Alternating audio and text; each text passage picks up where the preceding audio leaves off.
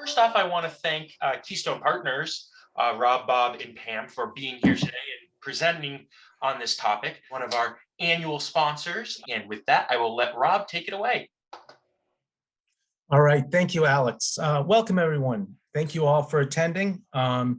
Today, we're here to talk about what we call making the shift, developing experts into organizational leaders and the critical design insights for these programs. In today's environment, leaders need more than technical competence to be successful. Today's program will outline the specialized elements of program design to meet the technical experts' targeted developmental needs. I'm Rob Byron. I'm a vice president here at Keystone Partners, which is a leading leadership development and career management consulting firm. In my role, I work closely with Keystone customers to understand their leadership development needs and work with our delivery team to deliver the appropriate solutions. I'm joined today by Bob Hughes, who's a senior partner within Keystone Partners Leadership Development Division and the architect of our Organizational Leaders Program, OLP, which is designed for technical experts making that shift to business leaders. As an executive coach, Bob has worked in a wide variety of industries and helped hundreds of organizations spanning over a 25-year career. Also joining us today is Pam Zalata. Pam has more than 25 years of organizational development experience as a talent advisor, an executive coach, and a program designer. Pam spent the majority of her career in senior HR roles at Fidelity and Brown Brothers, and the last 6 years working at Keystone. At Keystone, she focuses her consulting on executive coaching and team development projects, as well as leadership development, program facilitation. All three of us are really excited today because we have some great topics on the agenda. First, we'll discuss the common challenges facing technical experts when moving into leadership and management roles. Next, we'll spend some time on the critical idea of making the shift. Next, we'll share design principles. And lastly, we'll give you a chance to work with one of our featured tools, STP, which allows you to reflect and do your own action planning. At the end, we also left time for questions and answer, which you can utilize the Q&A function within the chat. Within the presentation. Okay, before we get into the meat of the agenda, I want to talk about the target audience. The key here, it's critical to know your audience for this program and to design to that audience. This program needs to be designed for a unique profile, which are technical experts, as opposed to designing for a general leadership development program. So here we divide the population into two main categories. The first category is expert individual contributors. Think of scientists, engineers, IT professionals, functional experts such as accountants, finance professionals, marketing professionals. So that last group includes categories that you would not think of as technical, if you will, but really when we talk about this, we talk about anyone who's working in an expert capacity in their field. The next category are your tactical, hands-on manager, that player coach who leads with their technical expertise. In both cases, the organization is asking them to assume a broader leadership position with more management responsibilities. Okay, typical challenges. Why do we have a program designed specifically for experts? Why is this such a challenge? Well, technical experts have challenges inherent in who they are, in what they do, and how they've succeeded thus far. So we've listed several challenges here, but if you break it down and you really look at the, kind of the theme here, it's that technical experts typically love what they do, are adverse to letting that go, and letting go of what's made them successful. So when there are competing priorities without proper development or frameworks or resources, the default position for them is to gravitate back towards their technical work and ultimately neglect their leadership and management responsibilities. This is where issues and challenges can arise. So I'm going to stop here and I'm going to turn this over to Bob, who's going to take us through the next part of the presentation. Thanks a lot, Rob. Let me add a welcome to everyone. We really appreciate you being here. This is such a good topic. So to follow up, as Rob was describing that target audience, we want to take you through a couple of different parts that as you're designing your own programs and also running these and delivering them, that helps set them up for success. So one is we think of this team around the leader, and the leader here is the participant in your program. So when we think of the person that's going to go through that, who can you surround them with that will help? And an obvious one here is their manager. And I think we all know this, but sometimes I think we overlook this in terms of what role can that manager play? Because with tech experts, this is really important. It's even critical that that manager support being in that development program. We all know if that manager says, well, yeah, you kind of can go do that, that's going to kill that motivation. So one is think what you're doing with the manager, how they're involved, how you communicate with them, but probably most importantly, how you set up a manager so they're going to communicate with their participant and support them through the program. The next one, and we have 3 here. We could probably add a couple more. You might add a couple of more supports around that leader or the participant. But the organization here, that's really likely people on this call now. It's going to be HR, those that are supporting or sponsoring that program, maybe involved directly in the running of that program. So you think of your role is really, when we really step back, we want that participant to know why they're in that program and exactly what they need to do next. Rob talked about making it stick and some takeaways. There's usually a flow to these programs because they're over time. You as the HR person really can set that up and have good, clear communication. So if I was your participant, I know just what I'm supposed to do next. The next one we've got here as a coach, it's really some third-party support. Here's the critical thing that we all want. That participant's going to be absorbing, getting new ideas, putting them into place and applying it. That's the real trick.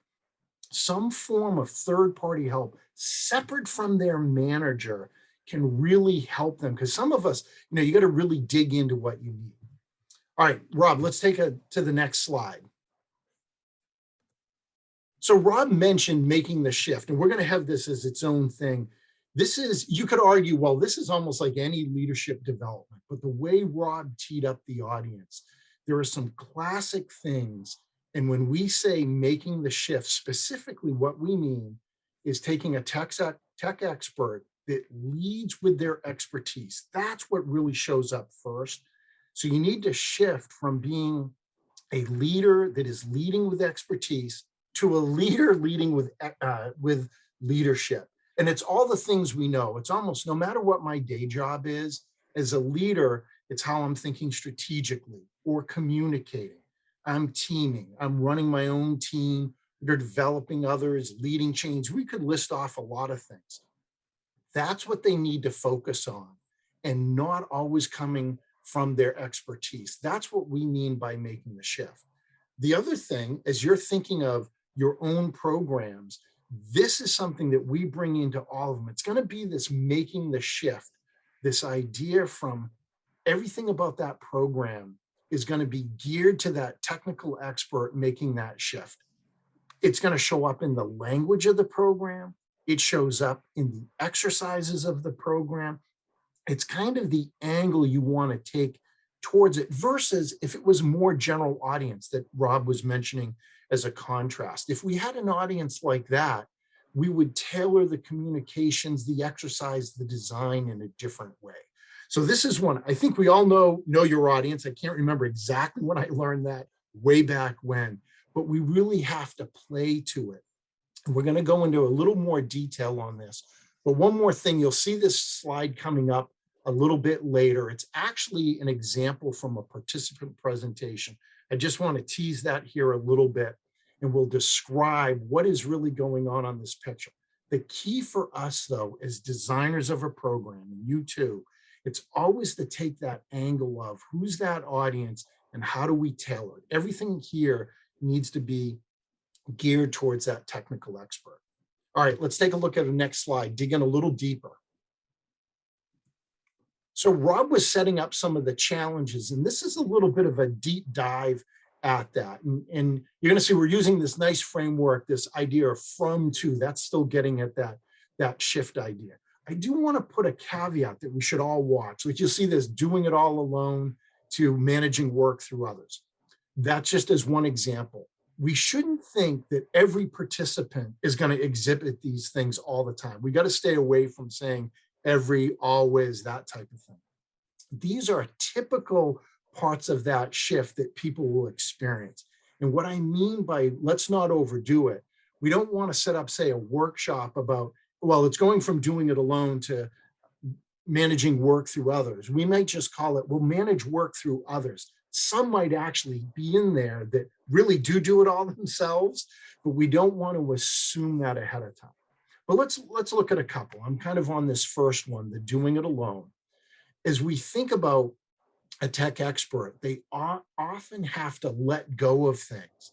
There's that old saying, we don't like it, but if you want something done right, you got to do it, or you got to do it yourself. What we need them to see, if they want to leverage and scale, they've got to be able to shift to having work done by others. That's one example. We'll look down here. Let's look at the third one, avoiding conflict. This is another classic. Probably a lot of us go, conflict is tough, whether I'm a tech expert. The difference here is maybe that first word. Often tech experts, not all of them, but some will actually avoid conflict altogether. And what we need to have them see is you need those good people skills of working things through. Even to the point of what you'll realize is as soon as you get two of us in a room, you're going to have different opinions. It's not necessarily a conflict. It's just coming at it different ways. I think of my good colleagues, Rob and Pam here. We had to work through what we were going to show you, what's in, what's out. Everyone's going to have a different view, and then you figure it out and come together. So the key here is having them look at the way they're leading. And these are some examples of what maybe they're going to have to shift or let go so that they go from the left side of this to the right side of this. Okay, Rob, one more next slide here. So look, in this last batch, before Pam takes us through some good design elements, it's a really important thing. We think this change from being a tech expert to a leader, it's usually through a promotion or something like that, should be an explicit decision. This is something you want to come up with your people, probably over a series of conversations, but make it explicit. There used to be a thing that happened often, maybe it still does, but somebody that's really good at something, they're the one that gets promoted. I think what we've all learned, whatever I was good at, that expertise thing, now you're promoting someone to being a leader. It's a completely different set of skills. It is so different. And the reason we think this should be a good explicit decision is that leadership is tough. Now, it's really important, and we believe good or great leadership completely changes things, but it is tough. If I've made an explicit decision to go into this, those tough times, I'm going to get through them better.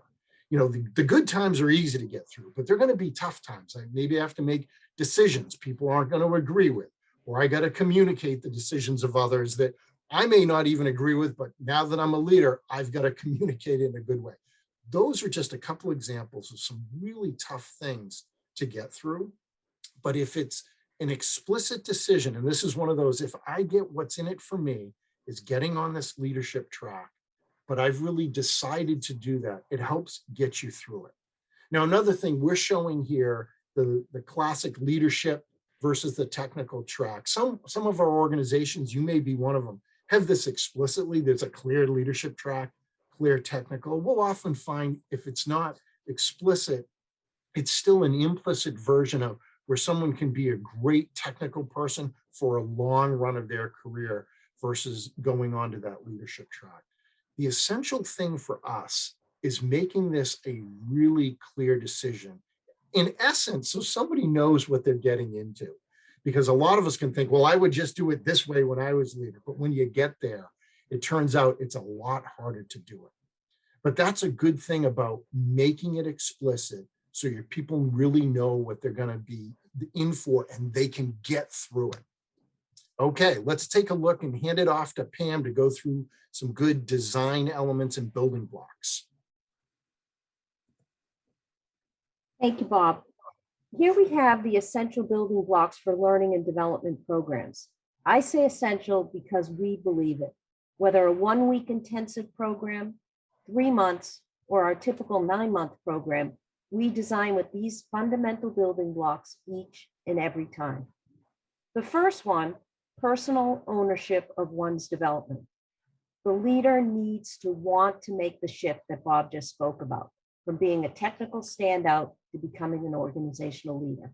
They need to understand leadership in the context of your own organization. They need to know that this isn't just going to happen. There is no magic wand, and that they are in the driver's seat. Technical experts tend to be goal-focused and typically have little interest in peripheral learning. They truly get excited about the latest journal article, but not so much about the next great version of the performance review. We believe a key building block is having goals and action plans endorsed by their managers, which is built into the front end of the program. We don't solely rely on case studies and role plays. We make sure that the learning is applied to real stuff that's important to them.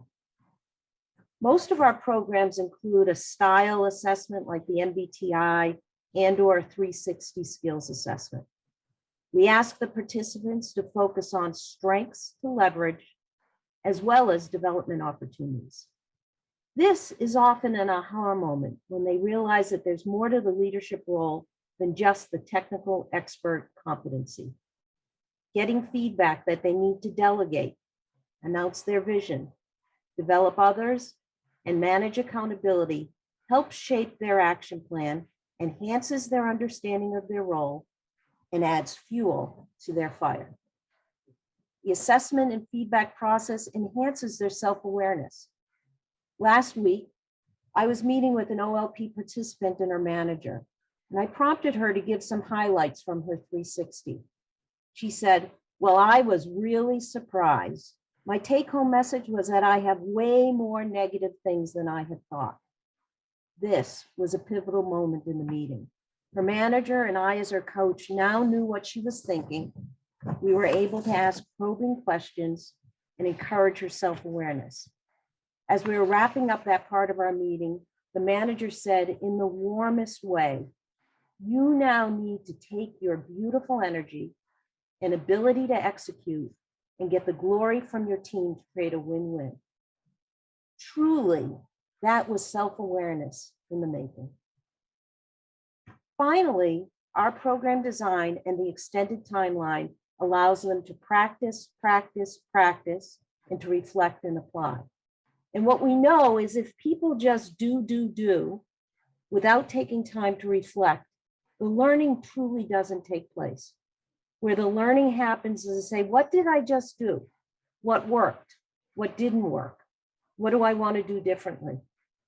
Peter Senge says, the key to success isn't just thinking about what we're doing, but doing something about what we're thinking. I'll say that again one more time. The key to success isn't just thinking about what we're doing, but doing something about what we're thinking. Rob, next slide, please. To us, these 7 design principles are not optional. The first one, define leadership. Participants need to know why they're attending the program and how leadership is defined in your own organization. In fact, one of the first things we do is say, hello, welcome to the OLP program, and why are you here? And if they don't know, we send them back to their HR sponsor or their manager to say, why am I here? What are the competencies, the norms, the expectations? They need to be able to tell a leadership story or two to make it come alive. We involve managers throughout the program to ensure relevance and sustainability. In anticipation of speaking to you today, I've been jotting down great moments and quotes in the manager meetings I've been facilitating. A few weeks back, a manager advised their OLP participant to be transparent, open your window. Don't be afraid to be exposed. It will make you stronger rather than weaker. Look for models who do it well. What are other leaders doing? Now, we believe we're great facilitators, but I imagine that the manager saying that and giving that advice had far greater impact and was more powerful than Bob or I saying it. So manager involvement is key. Most of the programs are 6 to 9 months long, so there's time between workshops and coaching to practice, reflect, and apply. And I think I've said it before, but I'll say it again, that reflection time is very important. One-on-one and/or small group coaching is critical so that participants can individualize the learning, work through tough spots with guidance, and have an objective sounding board. Another design principle is peer learning and networks. Time after time, when we ask what was one of the best parts of the program, leaders say meeting other people who have similar backgrounds and challenges in a safe environment.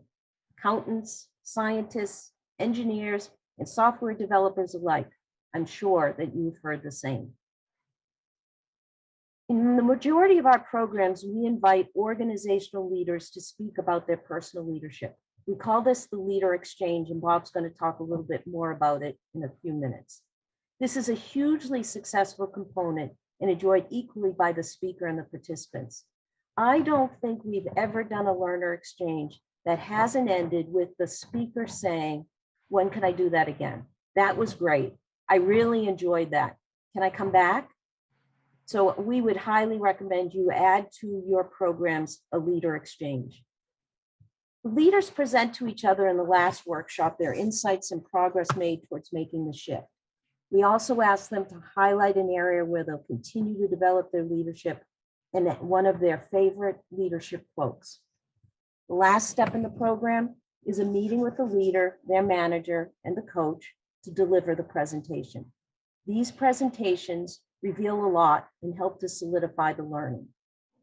Often we're asked, as you as learning and development professionals are probably asked as well, so what's the ROI of that? Well, these presentations are set up to demonstrate the ROI with company-specific impact and results.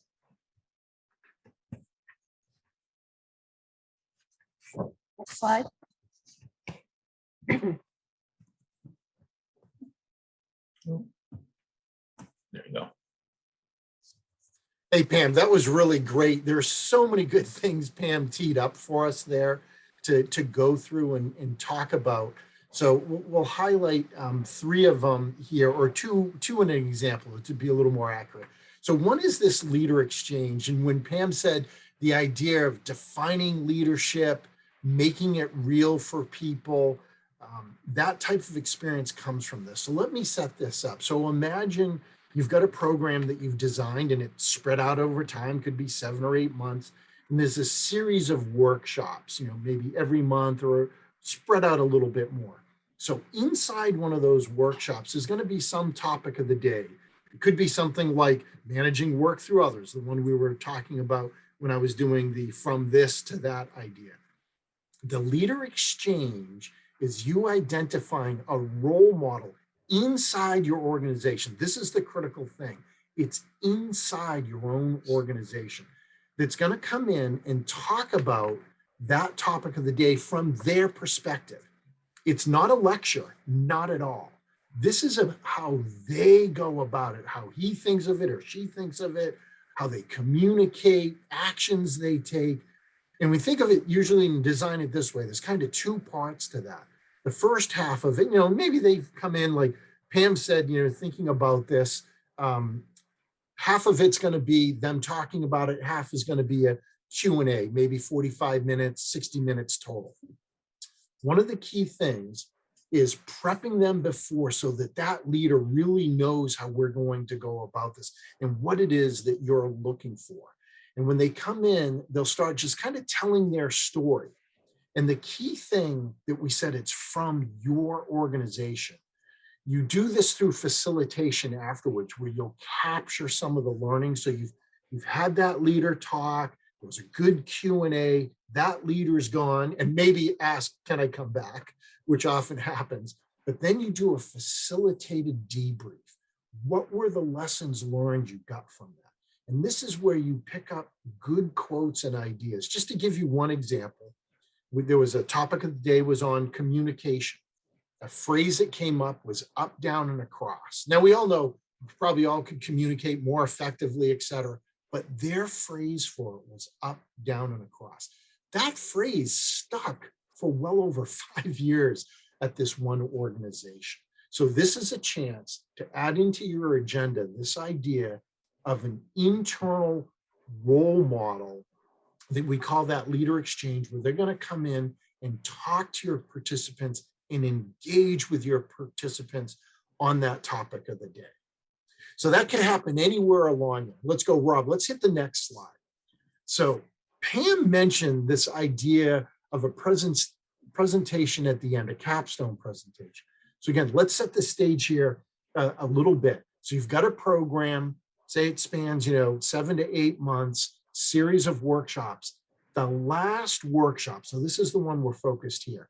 The last workshop, you may not do it this way. We tend to do it this way. There's no new content. There's only a review or an integration of everything that they've had so far, plus participant presentations. We also call it the capstone. What each person is put together is a short presentation on what their leadership development was. It's almost like they're giving their own little mini leader exchange. They're going to talk about their goals, what they did, a little bit of activity, but the key thing, and you see this in this green box, this is a couple of screenshots out of someone's capstone. They're going to focus on the impacts and results. It's great they did all this work, but what did it lead to? Was it better decision making? Did you develop people better?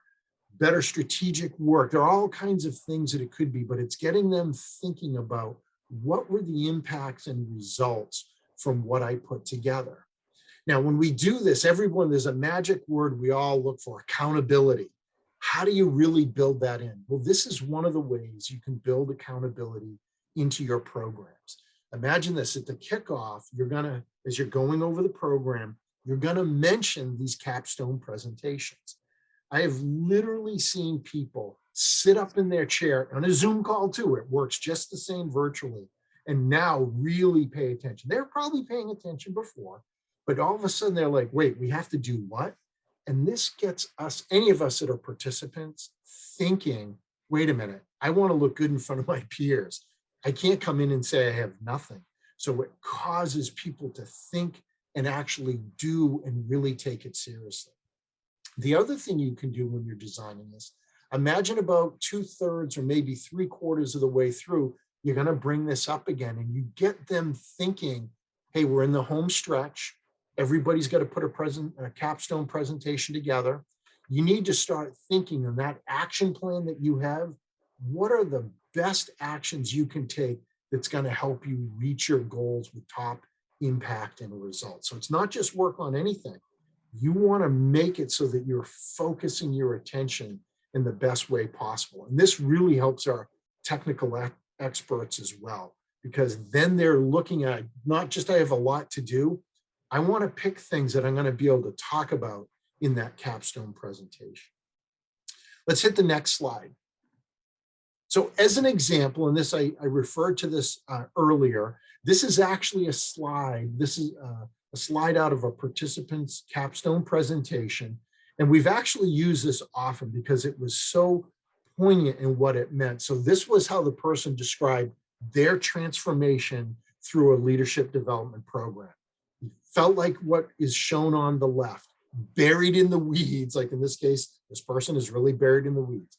So buried. Now we can't see it from the front, but it looks like I can't even tell where I'm headed. That's how this participant felt. It's like there's so much going on. I'm always buried with things. And now what I've got, when you look at the picture with the binoculars, I'm looking up and out. My head has been lifted. I still have things to do, but I'm thinking about who's the right person. Is this something I should do? Should others get involved in doing this?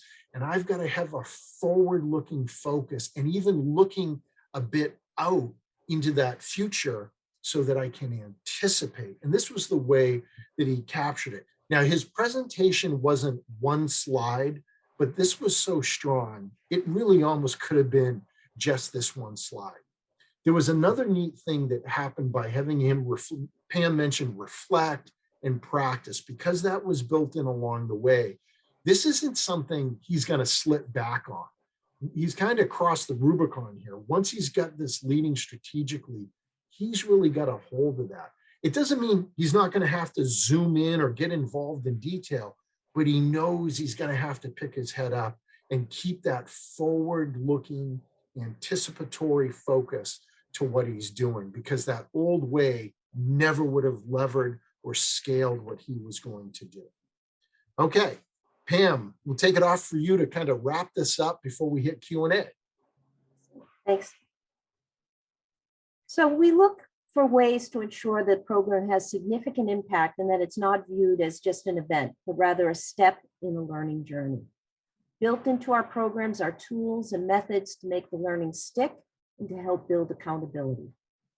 Most of these methods listed here we've talked about so far today, but there's a couple that we want to mention again.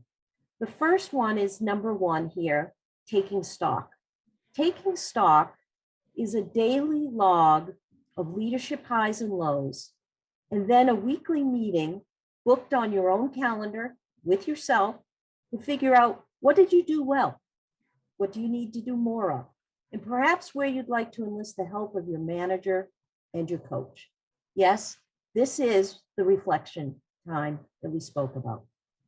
The second sort of tool that we have is one that we want to take some time to talk about, which is at the end of this list, which is the STP, or specific time and place. It's a tool we use to make sure that you've made some commitments to yourself to do something specifically at a specific time and place. Rob, can you turn to the next slide, please? So the STP is a two-step process where the first thing that we ask people to think about, and we prompt them to do this on a weekly basis. What are my top insights or takeaways from today's session is the question we're asking. We ask them from this week, or the last meeting I attended, or the last workshop I attended. So the first question we want to ask you today is, what are your top insights and takeaways from today's session? List one or two on a piece of paper in front of you. And then how, when, and where can you apply these on the job? So for instance, you might say, I need to involve managers more. And your application, your STP would be, therefore, I'm going to include them in the orientation and kickoff meeting on February 15th. Or, you know what, we can do small group coaching. And I'm going to talk to my manager when I meet with them tomorrow about adding this activity in, because now I realize how valuable peer-to-peer learning is. So I've given you two examples. What I'd love for each of you to do is to jot down on a piece of paper what are one or two insights you've had from today's session, from what Rob and Bob and I have presented, and how you can specifically apply them, and where, in what time, in what place.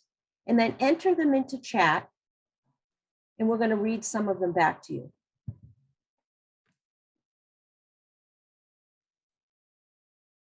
So we're going to give you 3 or 4 minutes to do that now. Rob, can you give me access to chat? I don't know if I can. Can you can't access chat? If not, I can read to you some of the answers on chat. Alex may be able to help. Give me control. That should be showing up for you, Pam, most likely in that, you should have that bar at the bottom that lists the participants and Q&A and all that good stuff. Thank you, Alex. No problem. Okay, so 2 or 3 minutes to think about what were some top insights or takeaways from today's session and what you're going to do because of that specific time and place, and jot one of your favorites into the chat, and we'll look at what everybody's thinking.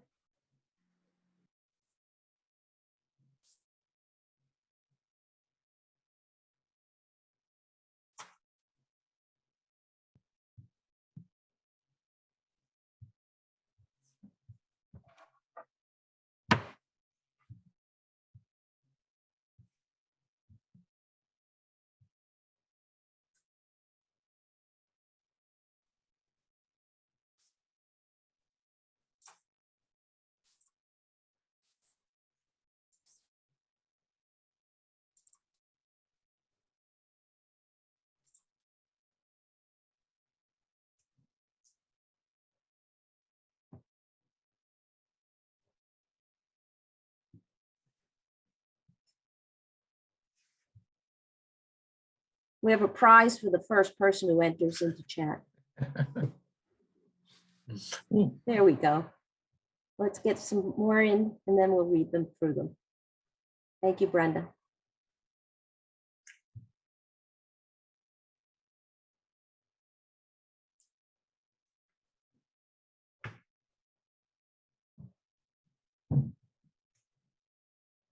And thank you, Gail.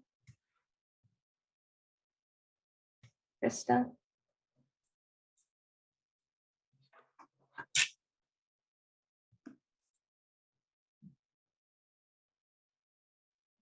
Get 2 or 3 more, and then I'll read them out.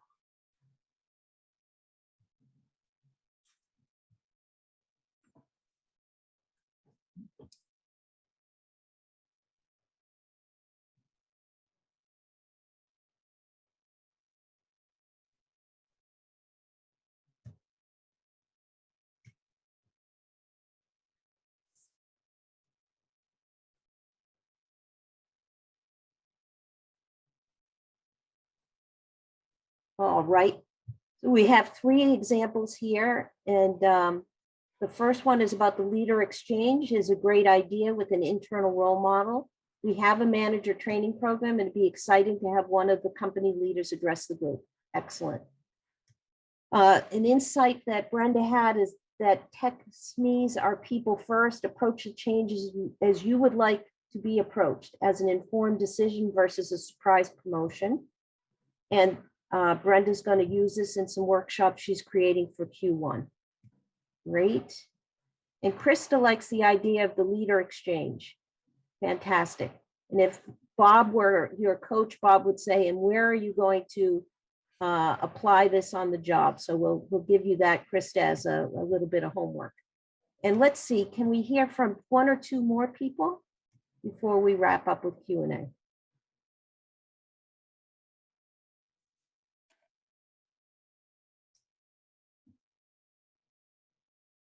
All right, I think that we should turn it back over to Rob.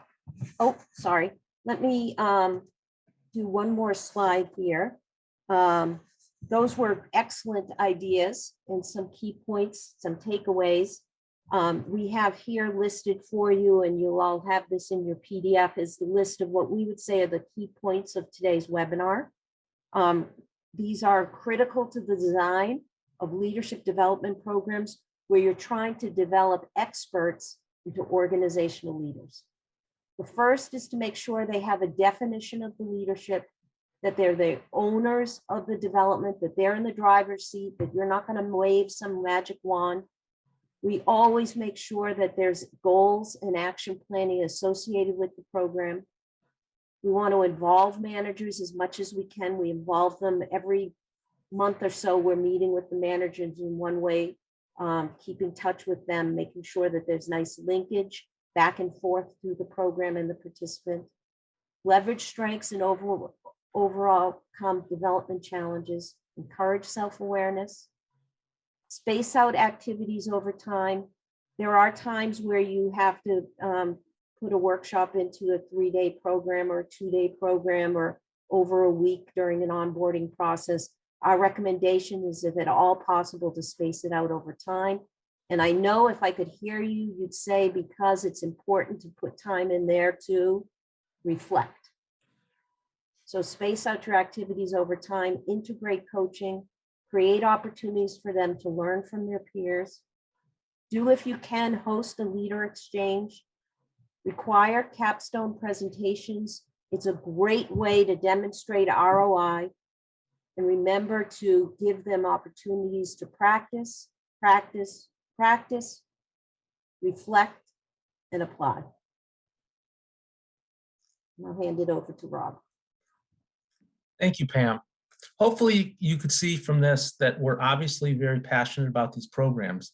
As much as we'd like to bring alumni of the programs here, we couldn't do that, but we wanted to provide some testimonials and outcomes from these programs to provide some context.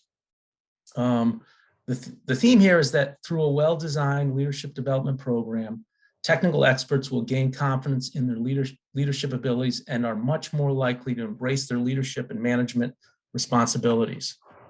And I'm just going to read off a couple of these that are, there's five of them on there. I thought I'd read them out. So now I think about leadership every day. So just when it comes to that point about sustainability and kind of ingraining those behaviors and habits and into leadership. And that quote, does a great job of capsulizing that. Developing leadership skills is easier if you have a good foundation of principles. Before the program, I was leading through my gut. So providing those frameworks, those tools, those resources, instead of just winging it. I think about leadership totally differently. So because of a program like this, there's a paradigm shift. There's a mindset shift about how you're approaching it. It has helped me make necessary changes. My leadership toolkit has expanded. Again, through resources and tools and frameworks, they now have the tools they need. I get it. I get it is critical to model behavior, be self-aware, note the impact on others. So, that self-awareness of what's going on, how important it is to model that behavior for the team. So at the end of the day, the end result is, as shown in that box, empowered, energized, confident, and committed leaders. So I'll end this part of the presentation here. Now we certainly will open it up for Q&A. So feel free to use the Q&A function here, and if you have any questions for Bob and Pam, please don't hesitate.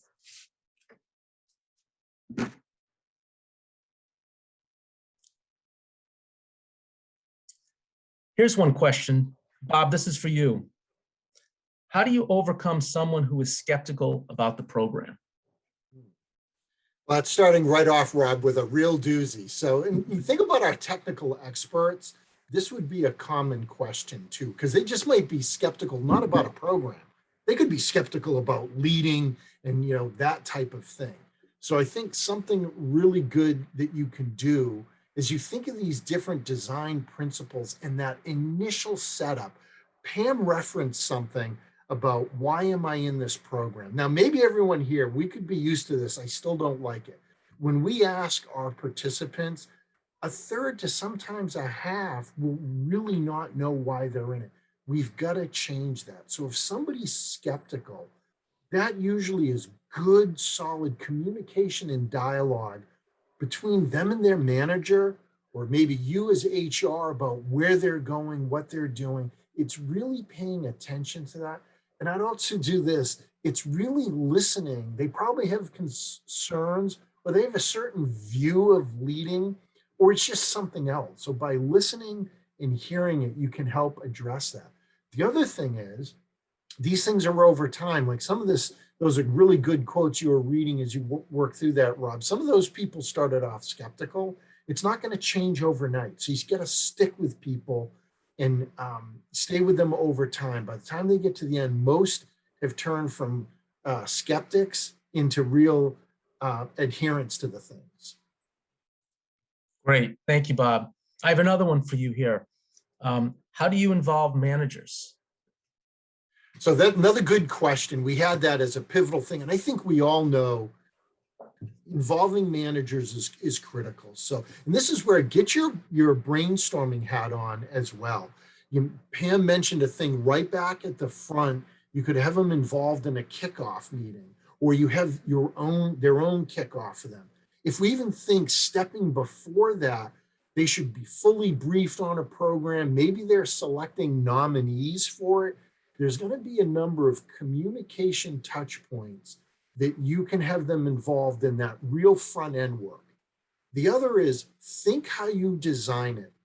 You could naturally bring the managers together throughout it, but let's face it, we're all having lots of meetings, and that may not be the most effective. Pam was alluding to in the design, there are some touch points, explicit touch points where a manager would get involved. Like common ones we might use is there's an initial meeting to go over what are the goals you're going to focus on during this program, or a little more broadly, maybe the focus areas. If there's an action plan, you're going to review that with your manager. Then maybe there's a check-in and a closeout. There are 4 touch points as a way to involve a manager. I do think we have this overall thing of involve them well so they're supporting their person and actually supporting the program, Rob. Great, thank you. Pam, this one's for you. What is the top reason this program is so successful? Well, that's a good question. I think it's so successful because it provides a lifeline for the technical manager. So many of technical managers are led by people who were thrown into the fire, so to speak. It is a luxury that we provide leadership development specifically for technical experts. Typically, they're very good at their job, and therefore they're promoted into managing people who need to do that job. And the question is, can they do it? They probably can. Do they want to do it? They may not. And this program really helps them solidify, I can do this and I want to do this. And what I mean by that is we tend to want to do things that we do well. And so resistance happens because they feel blind in this process. And so one of the best parts of this program is we give them practical tools, things that they can implement. Secondly, I think they can look left and right on the Zoom screen nowadays and see that they're not alone. That, lately we've had a lot of participants who are medical directors, physicians, scientists, people who are in high-powered, high-pressure positions who are saying, this isn't for me. I'm not trained to do this. I don't want to do this. I can't do this. And what we're finding is they really are transformed in the program. So I think those are the 2 top reasons. One is we help them understand what they need to do and how to be successful. And the second is they learn that they're not alone. Great, thanks, Pam. Bob, you mentioned spacing over time. What does that mean? How do you do it? So that second part of that question is a good one. So in just simple ideas, you think if you have a program, we were saying this throughout this webinar, like you have a 6th to 7th or maybe a longer program. That's what we mean. Instead of kind of we're going to do this, in 2 to 3 days or over a week, that which used to be more of a common practice. What we're saying is it's better to design your program over a sufficient amount of time. And this really depends on the number of topics you have, your objectives, what you're trying to really accomplish will determine the length that you want to use. We're trying to not make it too short, not too long, and a little bit of a Goldilocks here. We're trying to get it just the right length. But the spaced over time really is on 2 parts. The classic one is think of workshops, the topics you're going to go over. You space those out, as Pam and I both been saying in our different parts. You want to go over things and then let people practice it. And it's practice, practice, practice, right? Give them a chance to apply it. The other thing is if you have any form of a development track, some kind of coaching track, any of that type of effort, you need to space those things out as well. What we've kind of learned and, learning research will show if you just cram it all in right up, because we want to get through everything in a few days, the retention and application is far worse. That's what we mean by spacing it out. It's literally over time. Great, great. I think we got time for one more, and then we'll kind of wrap up around 5 of. Pam, my organization is never going to buy into a 6 to 9 month long program. How are you able to sell it? Save the doozy for me. It's an excellent question. Over time, we get a lot of repeat participants in a program. So I would say those capstone presentations and the participants who've been through the program are the greatest advocates, and people say, well, that worked. The other way that we can sell it is that these days with thin staff, and because of the nature of the people who are coming through this program, the idea that they would be with us for a full day or a full week or 3 days in a row is not as palatable as saying, what if we come back and meet with people 1 month, and then we meet again in another month, and in between we have an activity for them so that they're applying it. I think that we have wiser buyers than we used to have. I think that leaders understand the importance of employee development, of leadership development. I think they get it. I think they've had a chance to taste it themselves and see what works. And so I think that that's how it sells, is that there's built in a more greater awareness of the importance of extending over time. Secondly, we have advocates and past participants if we're able to have that. And third is, it's just the theory says that reflection time is so important that we can sell with that. But I would turn it back over to my friend Bob, my colleague, to see if I've missed anything, because he's got some expertise in this as well. Pam, I think that's really well done. And think about that for you're doing that internally in trying to sell that or present. One is really listen to, hear where your senior leaders may be coming from. There may be something about an obstacle that you could just solve. But I think a good thing, just to pin one more that Pam said there, you're trying to go for sustainability and having it stick, like we said, making it stick earlier. And and I know that if you spread that out, that will happen more often. Another thing you can do, though, as their participants are going along, think of the things you can highlight. When somebody starts getting traction, this is the old from Cotter and leading change, highlight the small wins back to your leadership. The other thing, maybe the last thing, is if you're doing it for the first time, really be smart and savvy about who you put in that program. Pick people that are going to be great ambassadors. Like Pam said, if you get some wins going and that gets highlighted and they talk about it, that's what you want to have. You're almost creating buzz or demand pull for your own program, and that will help as a way to do it. And you could say that to your leadership. Look who we can put in this to really get this rolling. I think those are just a couple more things, Pam. That was really set up very well. Thank you both. That was great. On behalf of Pam, Bob, and me, thank you all for your attendance. Thank you for your participation and involvement with chat and Q&A. And I'll turn it over to Alex. Great. Thank you so much, Rob. And thank you, Bob and Pam, as well, for that great presentation. We always love having Keystone present for us. Thank you all again, and hopefully we'll get to see you again soon. Thank you, Alex. All right. Bye, everyone.